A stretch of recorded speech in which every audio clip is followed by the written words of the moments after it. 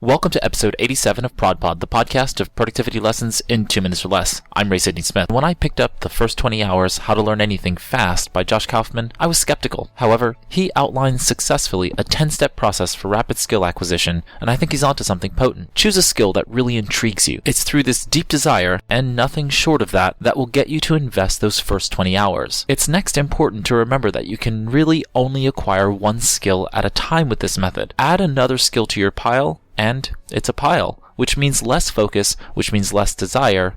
You get the point. Now, we're into Dr. Stephen Covey's habit number 2, begin with the end in mind. If you can envision the outcome in a clear picture and define boundaries, success with that skill is that much closer. Once you have your one and only skill mapped in your mind, it's time to break that skill into its most basic parts. Okay, so now you need all your tools. Gather up all the physical things you'll need to learn and practice your skill. Then, you need to figure out what might hinder your practice time. Mitigate your risks by avoiding distractions in your environment, keeping all your ancillary needs within reach, and addressing the emotional hurdles to get into the zone. The 7th step is to schedule at least 90 minutes a day of practicing your skill, leading up to a minimum of 20 hours of rapid skill acquisition. This time should be sacred in your calendar. Next, we want to know what success looks like quickly.